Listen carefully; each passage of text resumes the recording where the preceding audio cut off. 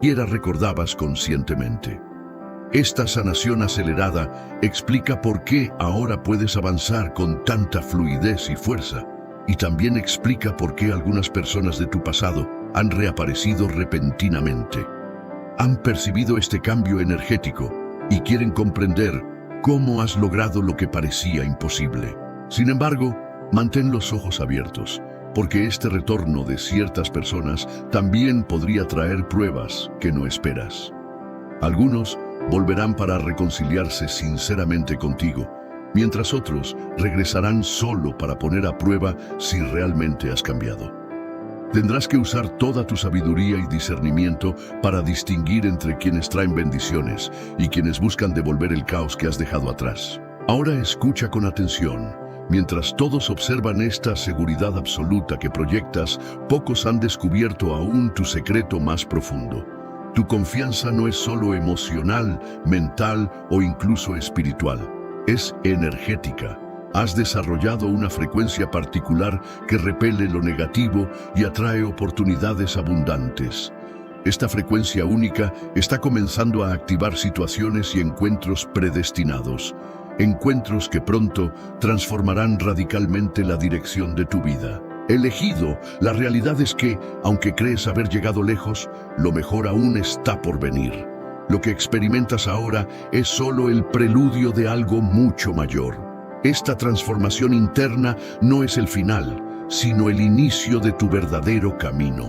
Muy pronto recibirás una señal clara del universo, una señal que te revelará exactamente por qué necesitabas esta confianza absoluta justo ahora. Y cuando esa señal llegue, entenderás que nada fue casualidad, que todo ocurrió exactamente como debía ocurrir para prepararte para lo que viene.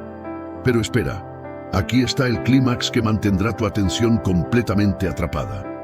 Justo ahora, mientras escuchas estas palabras, alguien cercano a ti está considerando dar un paso definitivo. Alguien influenciado por tu reciente cambio está por revelarte algo impactante, algo que podría redefinir tu historia y cambiar para siempre cómo te relacionas con quienes te rodean.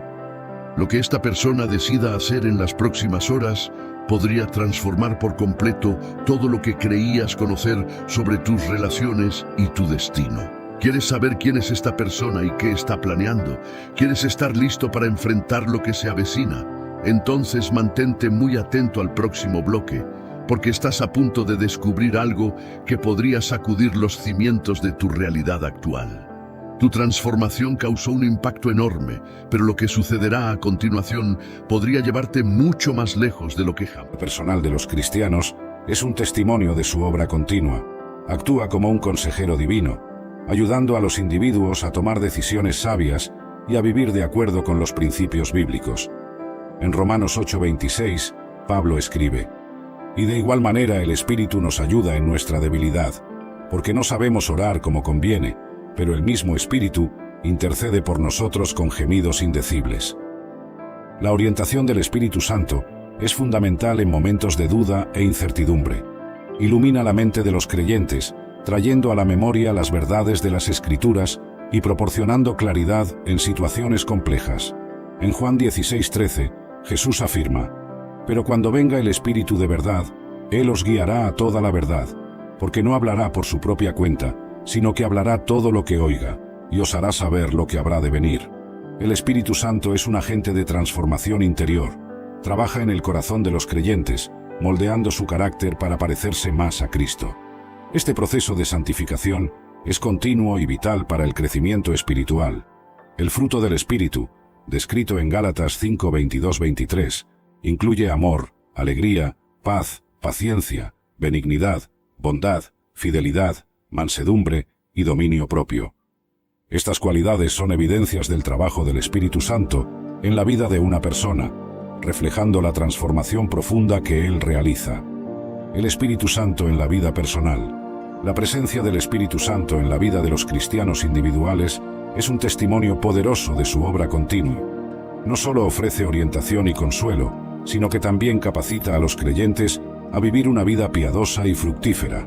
En Efesios 1:13-14, Pablo escribe: «En quien también vosotros, después de oír la palabra de verdad, el Evangelio de vuestra salvación, y habiendo creído en él, fuisteis sellados con el Espíritu Santo de la promesa, que es las arras de nuestra herencia, hasta la redención de la posesión adquirida, para alabanza de su gloria. Ser sellado con el Espíritu Santo significa que los creyentes son marcados como pertenecientes a Dios y reciben una garantía de la herencia futura. Este sello es un símbolo de la presencia permanente del Espíritu Santo en la vida del cristiano, garantizando que son hijos de Dios y coherederos con Cristo. El Espíritu Santo también desempeña un papel crucial en la intercesión. En Romanos 8, 26-27, Pablo escribe sobre cómo el Espíritu Santo intercede por los creyentes con gemidos indecibles, especialmente cuando no saben cómo orar. Esta intercesión divina garantiza que las oraciones de los creyentes están alineadas con la voluntad de Dios y son presentadas de manera eficaz. El Espíritu Santo concede dones espirituales que capacitan a los creyentes a servir en la iglesia y en el mundo. La batalla no es con personas de carne y hueso. El apóstol Pablo nos lo advirtió claramente para que no fuéramos engañados. Porque no tenemos lucha contra sangre y carne, sino contra principados, contra potestades, contra los gobernadores de las tinieblas de este siglo. Efesios 6:12. Por lo tanto, cuando te ataquen, no devuelvas el golpe. Cuando te provoquen, no desciendas a su nivel de inmundicia. Graba esto en tu corazón. Un águila real no pierde su tiempo cazando moscas en el pantano. Tu poder no reside en tu capacidad de respuesta ingeniosa, sino en tu firmeza inquebrantable, en esa paz que sobrepasa todo entendimiento. Esa paz, elegido, es tu arma secreta. Es la atmósfera del cielo que te rodea. Una paz que solo Jesús puede dar, y que el mundo, con todo su ruido y furia, no te puede arrebatar. Juan 14:27. Esta es la aplicación práctica. La próxima vez que alguien te levante la voz, en lugar de levantar la tuya, baja tus rodillas en tu interior. En lugar de pensar en una respuesta, piensa en el Señor. Mantén tu semblante sereno. Esa calma incomprensible es lo que comienza a desmoronarlos por dentro. Ellos te ofrecen guerra, y tú les respondes con el territorio de la paz de Dios. Es un choque de reinos, y el reino de la luz siempre prevalecerá. Esta paz y esta presencia no solo te protegen, sino que activan el mecanismo mismo de este poder silencioso. Es un poder que opera como un espejo espiritual, un concepto que debemos desentrañar a fondo, porque es ahí donde la verdadera exposición comienza. Hablemos del mecanismo elegido. El mundo te ha vendido una idea de poder que es ruidosa, extravagante y, francamente, un poco desesperada. Es el poder del que grita más fuerte, del que tiene el coche más lujoso, del que da el golpe más fuerte en la mesa. Pero el verdadero poder, ese que Dios ha depositado en ti, es todo lo contrario. No grita, susurra, no pierde el control, es sereno como un manantial de aguas tranquilas. No actúa por impulsos carnales, sino que se mueve con el propósito divino del Señor. Es un poder firme como una roca, inamovible. ¿Y dónde se consigue este poder? ¿Se compra? ¿Qué va? Este poder elegido se gesta en la intimidad, en lo secreto. Nace en esas madrugadas frías, cuando el resto del mundo duerme y tú estás de rodillas ante el Señor. Se fortalece en el estudio profundo de su palabra, no leyéndola por encima, sino comiéndola, digiriéndola hasta que se hace parte de tu ADN espiritual. Ahí es donde te fortaleces, donde tu espíritu se alinea perfectamente con el Espíritu Santo. Es un proceso de forja. Dios es el herrero y tú eres el metal. Y el fuego de la prueba y la oración te dan la forma y el temple que Él necesita para su obra. No es un poder que buscas. Pensaba también en la fe de la mujer sunamita, su determinación en buscar ayuda, su negativa a aceptar la muerte de su hijo como definitiva, hablaba volúmenes sobre la naturaleza de la fe verdadera. No había buscado garantías, simplemente actuó en la convicción de que Dios podía intervenir. Su fe era un recordatorio poderoso para mí de que, incluso como profeta, mi confianza debía residir siempre no en mis propias habilidades, sino en la fidelidad y poder de Dios. Finalmente, reflexionaba sobre el misterio de la voluntad de Dios. ¿Por qué algunos son sanados y otros no? ¿Por qué ocurren algunos milagros y otros no? Estas preguntas permanecían sin respuesta, pero sabía que mi tarea no era comprender todos los caminos de Dios, sino confiar en ellos, sirviendo fielmente, independientemente del resultado. Con estas reflexiones en mente, continuaba mi viaje, consciente del privilegio y del peso de ser un siervo de Dios, un canal de su gracia y poder en un mundo quebrado y necesitado. Otro momento destacado en mi ministerio fue cuando la viuda de uno de los hijos de los profetas vino a mí. Estaba desesperada, pues su marido había fallecido y estaba endeudada. El acreedor estaba a punto de llevar a sus 2 hijos como esclavos para saldar la deuda. Clamó por mi ayuda y le pregunté qué tenía en casa. «Tu sierva no tiene nada en casa, excepto una botella de aceite», respondió ella. Entonces, instruí a la viuda a pedir prestadas muchas vasijas vacías a todos sus vecinos. «No pidas pocas», dije. Cuando las trajo, ordené que cerrara la puerta sobre sí y sobre sus hijos y comenzara a verter el aceite en las vasijas. Milagrosamente, el aceite continuó fluyendo hasta que todas las vasijas estuvieron llenas. Cuando me informó que todas las vasijas estaban llenas y el aceite había cesado, le dije: «Ve, vende el aceite y paga tu deuda, y tú y tus hijos vivan del resto». Después de que la viuda partiera, con sus vasijas llenas de aceite, una sensación de profunda reflexión me invadió, a mí, Eliseo. Contemplaba la extraordinaria forma en que Dios había provisto para aquella mujer y sus hijos. El milagro del aceite no era solo una demostración de poder divino, sino también una lección sobre fe, providencia y la importancia de actuar de acuerdo con la orientación divina. Reflexionaba sobre la instrucción que di a la viuda: «No pidas pocas vasijas». Estas palabras hablaban sobre la expectativa de abundancia, sobre tener fe en la generosidad de Dios. Era un recordatorio para mí mismo y para todos los que escucharan esta historia de que, cuando Dios actúa, lo hace de manera plena y completa. Dios no está limitado por nuestras concepciones de posibilidad. Él es el Dios del más que suficiente. El acto de cerrar la puerta mientras ocurría el milagro también me hacía reflexionar. Era un acto simbólico, indicando que ciertas obras de Dios son para ser vividas en intimidad, lejos de las miradas escépticas y de la incredulidad. A veces, el despertar de los dones espirituales comienza con un deseo interior de servir a Dios de una manera específica, o con una sensibilidad especial para ayudar a otras personas en áreas en las que percibes que eres especialmente usado por Dios. A medida que te acercas al Espíritu Santo, Él va revelando y confirmando estos dones. Los dones espirituales también se manifiestan de maneras que muchas veces escapan al entendimiento humano. Algunas personas experimentan revelaciones directas de Dios a través de visiones, sueños o palabras proféticas. Otras son usadas para realizar actos de fe extraordinaria, intercediendo y creyendo en milagros que desafían la lógica humana. Todo esto ocurre porque el Espíritu Santo actúa a través de estas personas, utilizando los dones que Él mismo despertó en ellas para cumplir los propósitos divinos. Es importante destacar que todos los dones son igualmente valiosos a los ojos de Dios. No existe un don más importante que otro.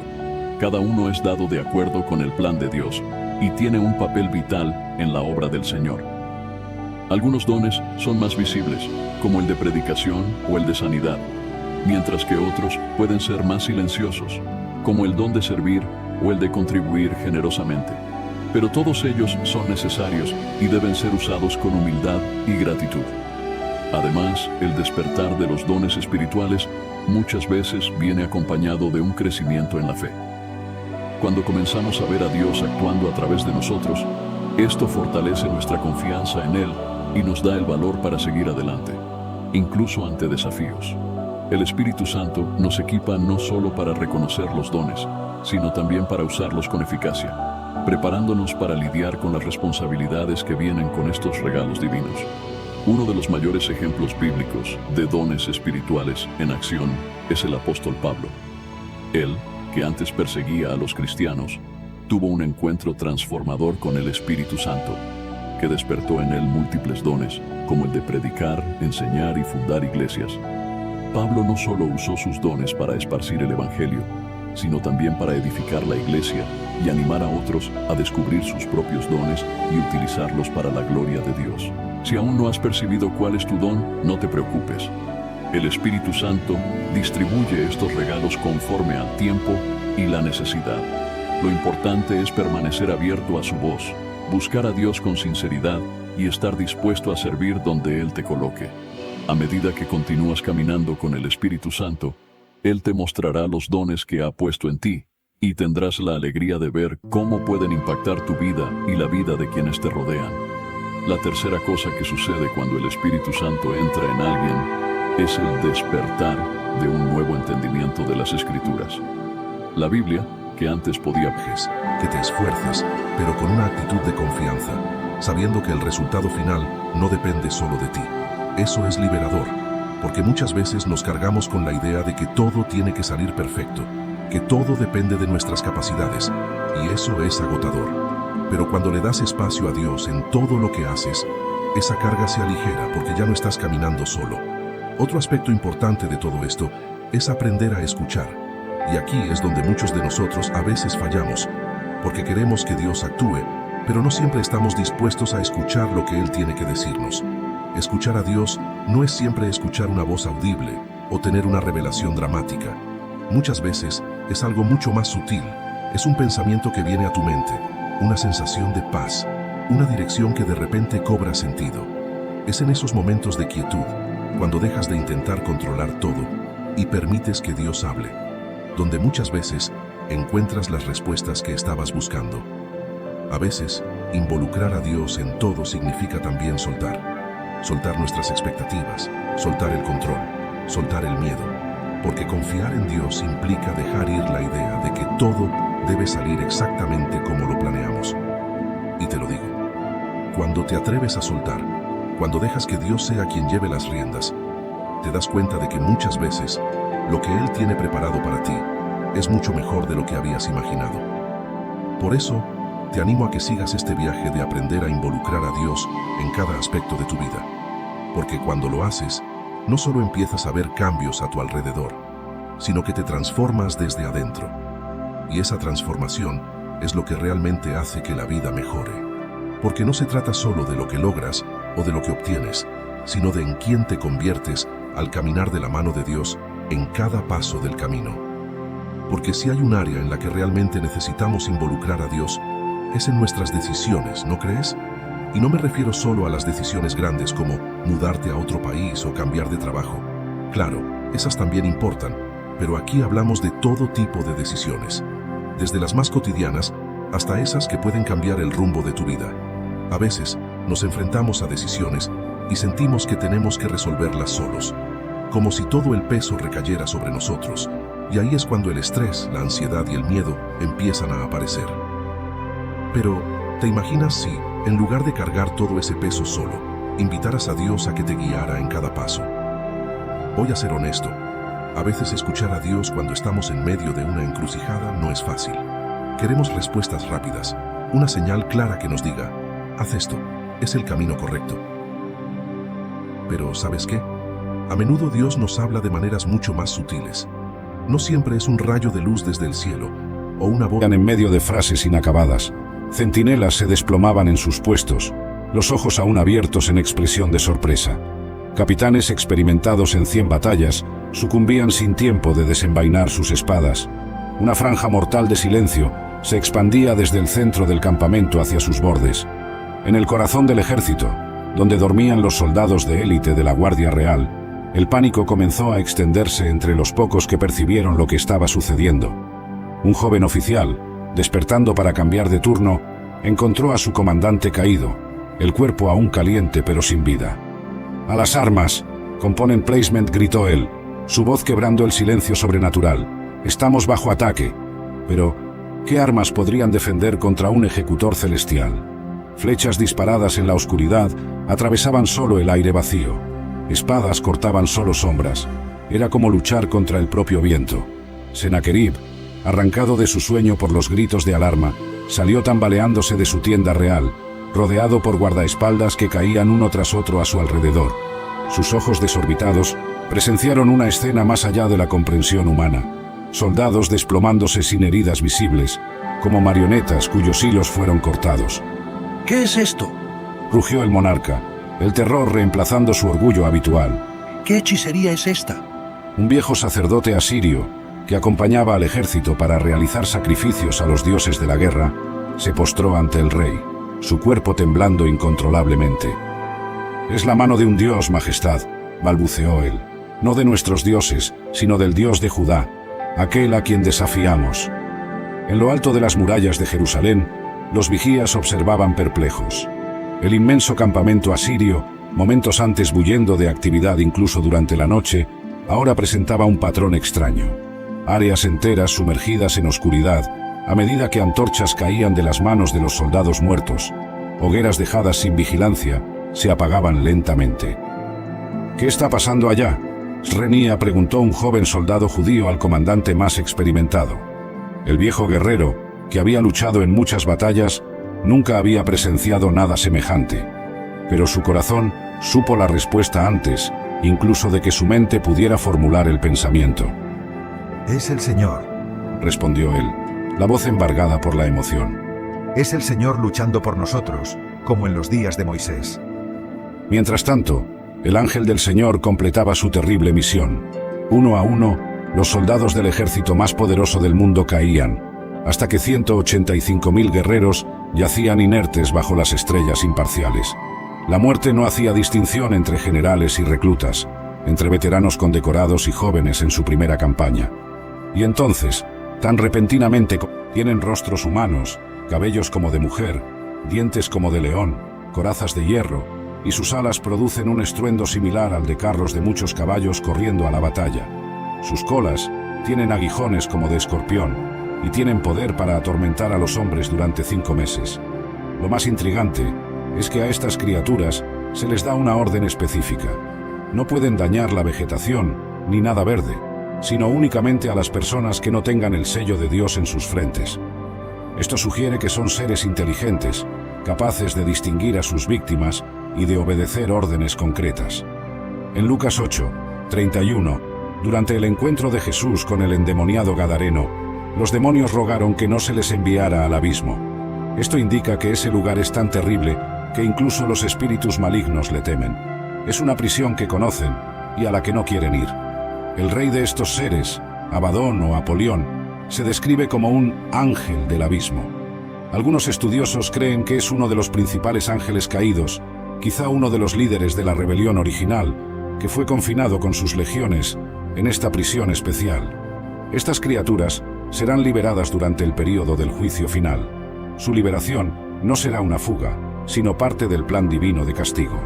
Como dice Apocalipsis 9:1, la llave del abismo es entregada a un ser celestial, lo que indica que su puesta en libertad está controlada y tiene un propósito específico. Estas criaturas representan un nivel distinto de seres angelicales caídos. No son los que vagan libremente por el mundo ahora, ni los que están permanentemente encarcelados en el Tártaro. Constituyen un ejército especial reservado para un objetivo particular dentro del plan divino. La actuación de los ángeles caídos en el mundo actual. No todos los ángeles rebeldes están presos. Muchos siguen activos en nuestro mundo, operando bajo el liderazgo de Satanás, a quien Pablo llama príncipe de la potestad del aire, en Efesios 2:2. Su actuación es sutil pero sistemática, con estrategias desarrolladas a lo largo de milenios. En Daniel 10, un ángel le explica a Daniel que fue retenido durante 21 días por el príncipe del reino de Persia, un ser angelical que ejercía influencia sobre esa nación. Eso sugiere que hay seres espirituales designados para influir en regiones y países específicos. Pablo, en Efesios 6:12, describe esta jerarquía maligna: principados, potestades, gobernantes de las tinieblas de este mundo, huestes espirituales de maldad en las regiones celestes. Cada término indica un nivel diferente de autoridad e influencia en el reino espiritual. En 2 de Corintios 4:4, Satanás es llamado el Dios de este siglo, que ha cegado el entendimiento de los incrédulos. Su estrategia principal no es el enfrentamiento de la roca en el desierto, fuera una representación de su Hijo, Jesucristo. En Éxodo 17, el Señor dijo a Moisés que golpeara la roca para establecer una imagen de Cristo como nuestro Redentor. Cristo es nuestra roca y piedra angular, que fue golpeado por nuestro bien y traerá corrientes de agua viva, como se afirma repetidamente en los Salmos y en Isaías. Además, el libro de Hebreos afirma que Cristo murió una vez y para siempre, y que no es necesario más sacrificios para los pecados. Así, en la escena de Éxodo 17, el Señor pretendía que Moisés golpeara la roca en el desierto solo una vez, para que Jesús fuera sacrificado solo una vez para traernos salvación. Más adelante, en Números 20, el Señor instruyó a Moisés a hablar solo a la roca para preservar la imagen creada en Éxodo 17. Cuando Moisés eligió golpear la roca una segunda vez, distorsionó la imagen de Éxodo 17. Habríamos quedado perplejos ante la imagen distorsionada si Dios no hubiera corregido el error de Moisés, concluyendo que Cristo, la roca, tendría que ser sacrificado repetidamente para nuestra salvación. Como resultado, Dios castigó a Moisés para garantizar que entendiéramos correctamente la imagen de la roca, impidiendo que Moisés entrara en la tierra prometida durante el proceso. El Señor creó una nueva imagen para ayudar a las personas a comprender correctamente la salvación. Al negar a Moisés la entrada a la tierra prometida, el Señor demostró que no podemos entrar en la salvación, esto es la tierra prometida, a través de las obras de la ley, esto es Moisés, sino solo a través de la obra de Jesús, esto es por Josué, cuyo nombre es Yeshua o Jesús. Cuando Dios instruyó que Él hablara a la roca para obtener agua para la nación, Él la golpeó en un acceso de ira, reaccionando con enojo en lugar de con compostura, y como resultado, fue prohibido de entrar en la tierra prometida. Quinto, los magos que Moisés enfrentó. Los magos Janes y Jambres. La narrativa de los magos del faraón se encuentra en Éxodo 7 y 8, cuando Moisés y Aarón enfrentaron al faraón en Egipto y exigieron que liberara al pueblo de Dios de la esclavitud. Para validar su mensaje, Moisés y Aarón realizaron milagros. Moisés ocupó un lugar especial en la historia debido al número extraordinario y la variedad de proezas milagrosas que se le atribuyen.